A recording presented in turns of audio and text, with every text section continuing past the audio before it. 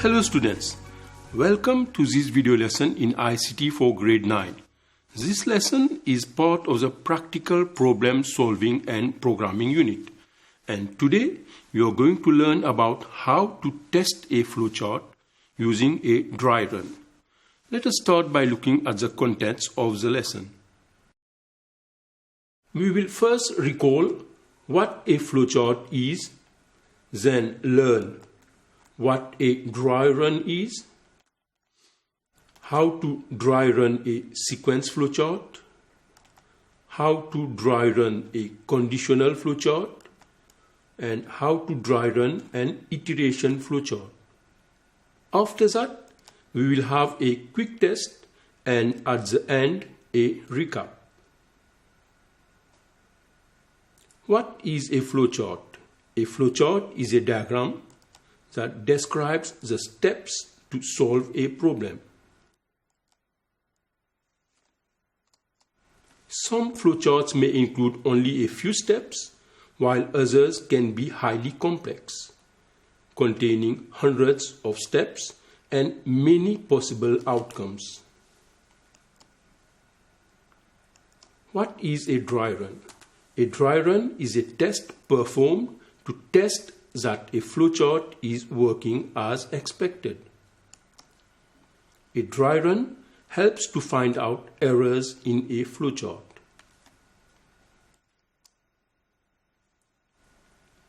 How to perform a dry run? Dry running a flowchart involves the user working through the flowchart on paper using a trace table. The trace table has columns for variables or expressions used in the flowchart. The user works through the flowchart, filling into the trace table the values of variables and expressions as they change. Let us start by revising flowchart symbols so that you can easily follow the examples in this lesson.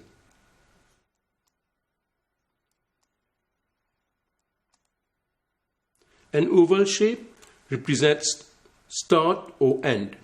It indicates where the flowchart starts or ends. A parallelogram represents input or output. Input is a point at which data is received, and output is a point at which results are shown. A rectangle or a box represents a process. It indicates some form of data manipulation. A diamond shape represents a decision box. It indicates a place where we have to make a choice, hence allowing us to divert from the sequence. An arrow represents a flow line. It indicates the next instruction to execute. Let us start by dry running a sequence flowchart. The problem is to input three numbers and output their sum and average. The variables used are first num, second num, and third num. Sum and average will be the output. As sample input, we are going to use 3 as first num, 8 as second num, and 10 as third num. The expected output for this input is sum is equal to 3 plus 8 plus 10, that is 21, and average will be 21 divided by 3, that is 7.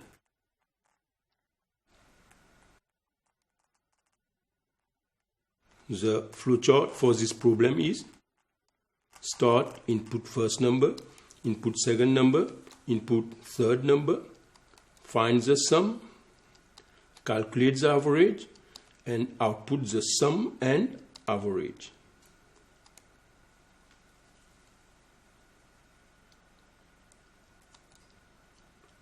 Let us now see the trace table for this flowchart.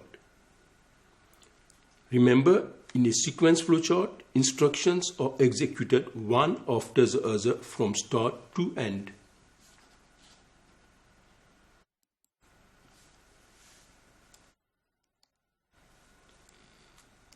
First number is the first variable. It will be our first column. The second variable is named second num. It will make up the second column in the trace table. The third column is third num. Sum obtained by adding first num plus second num plus third num will be the next column. And average obtained by dividing sum by 3 will be our last column. So this is our trace table. Now let us dry run this flowchart. As we said, the test data will be 3, 8 and 10. The expected output is sum is equal to 21 and average is equal to 7. We have our trace table. The first instruction, start, input first num, which is 3, input second num, which is 8, input third num, which is 10. Notice how each variable is written in its appropriate column. Next instruction, sum is equal to first num plus second num plus third num.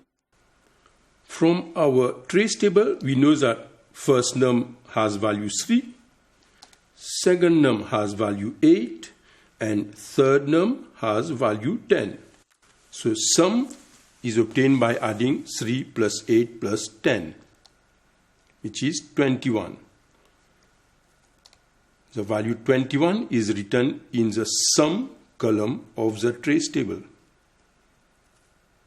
Next instruction is average is equal to sum divided by 3. From our trace table, we know that value of sum is 21. Average is obtained by dividing 21 by 3, which is 7, and the result is again written in the appropriate column. Finally, output sum, which is 21, output average, which is 7, both obtained from the trace table.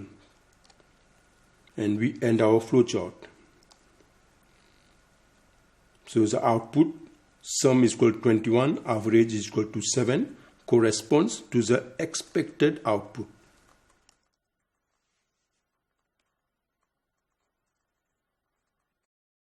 Now we are going to dry run a selection flowchart.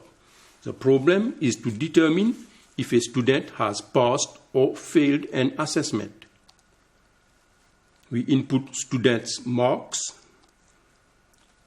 Output you failed if marks is less than 35. Otherwise, output you passed. The variables used will be student marks. You are going to use two sample inputs and the expected outputs are as follows. For marks is equal to 30, expected output is you failed. For marks is equal to 57, expected output is you passed. Let us see the flowchart for this problem. Start, input marks. Is marks less than 35? If it is yes, output you failed. Otherwise, If it is no, output U passed, and we end our flowchart.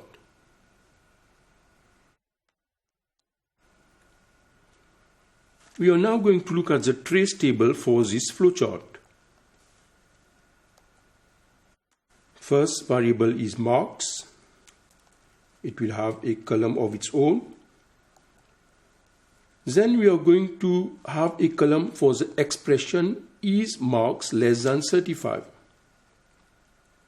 because this expression will help us determine the next instruction. So a column is reserved for that expression. Finally, we add a column for the output of the flowchart, as the outcome may be different each time the flowchart is executed.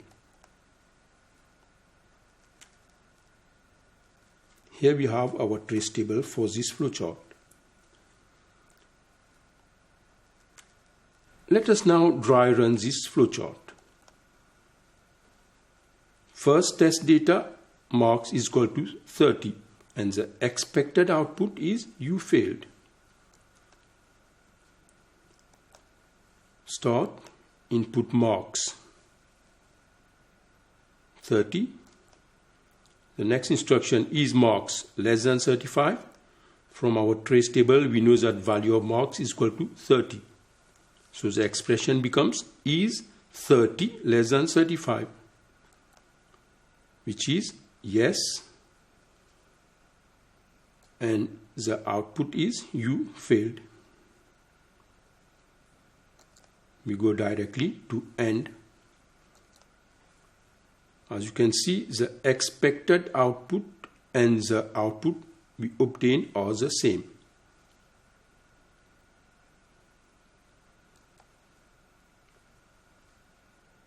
Let us now dry run this flowchart with another set of data. Marks is equal to 57, and we expect an output you passed. Using the same trace table, start, input marks, which is 57. The expression is marks less than 35 becomes is 57 less than 35, which evaluates to no. And we follow the no flow line, which leads us to an output you passed. And as you can see, the expected output and the output obtained are the same.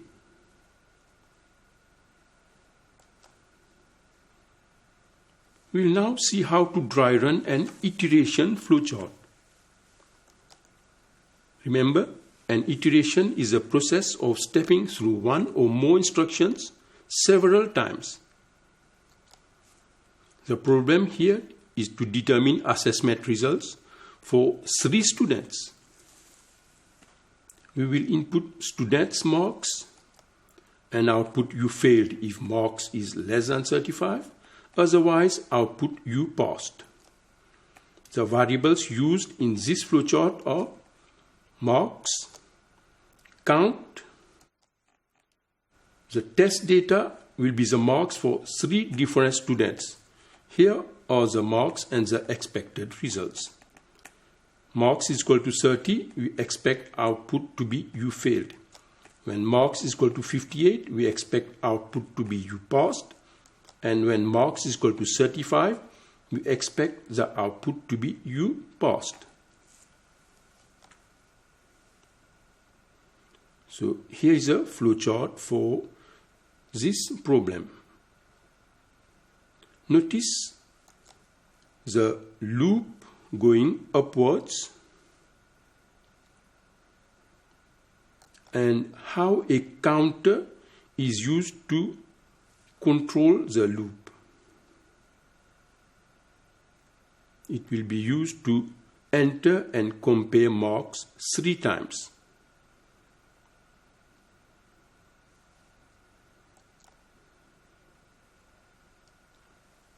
Let us now build the trace table for this flowchart. The first variable is counter. which will have its own column. Then we need a column for marks.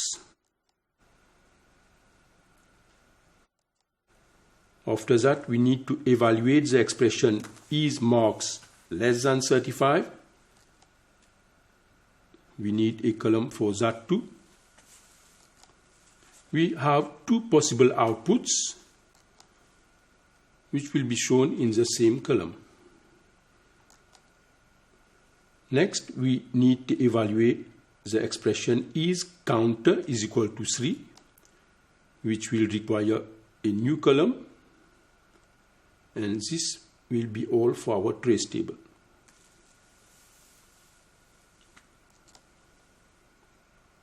Let us now dry run this iteration flowchart.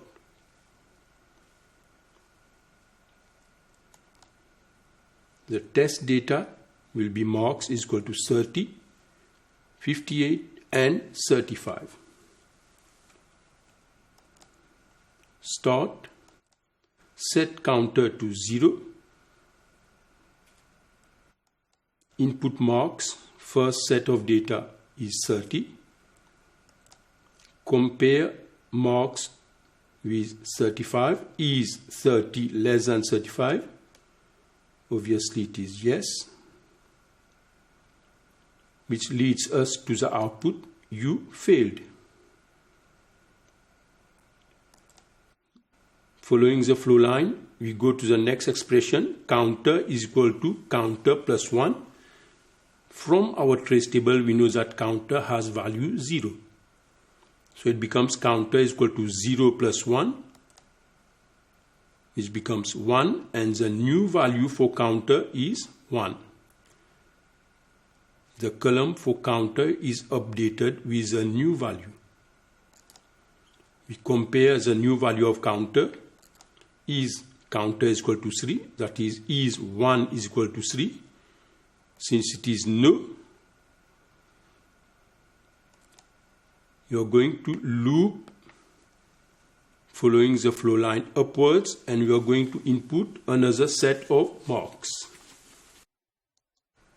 The next marks is 58, which we obtain from our test data. We are going to write it in the marks column.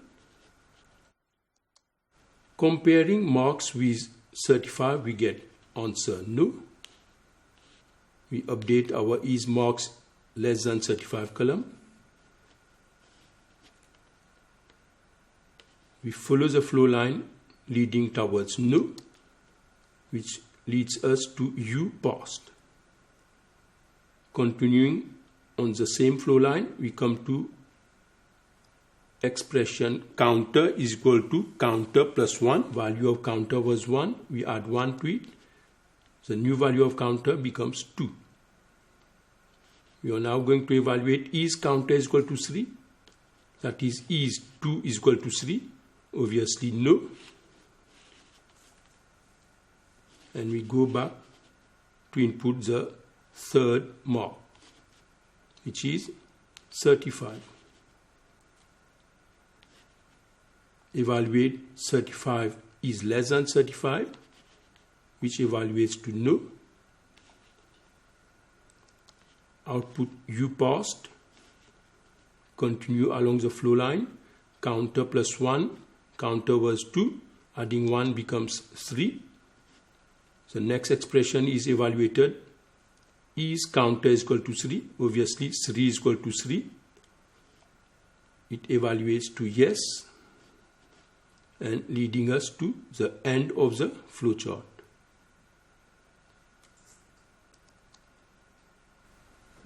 We learned what is a dry run and how to perform dry runs on sequence, selection and iteration flowcharts. Let us now have an assessment to check how well you understood this lesson. We will have some multiple choice as well as some true-false questions. Read the questions carefully. You will have a few seconds to give your answer. Let us see the first question. Question 1. A flowchart gives the same outcome every time it is executed. Is it true or false?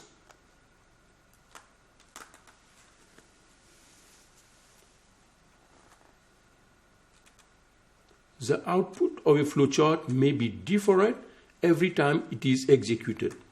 The statement therefore is false. Question 2. A dry run is a test performed to check that a flowchart is working as expected. Is it true or false?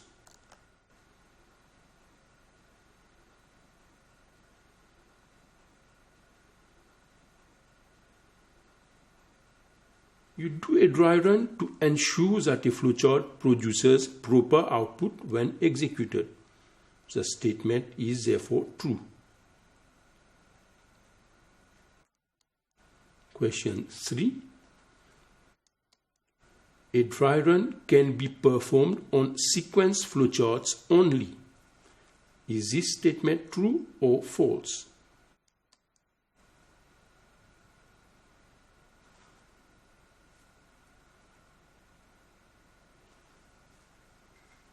A dry run can be performed on sequence as well as selection and iteration flowcharts. The statement hence is false. Let us see a multiple choice question.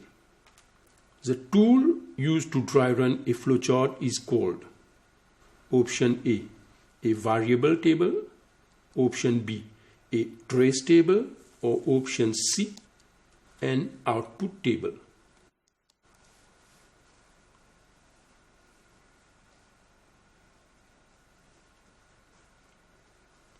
A trace table is used when performing a dry run. Option B is the correct answer. Last question.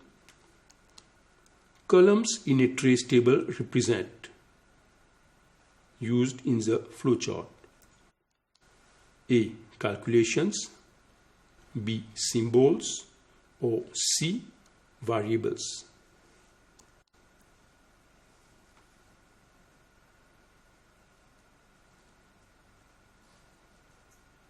The columns in a trace table represent variables used in a flowchart.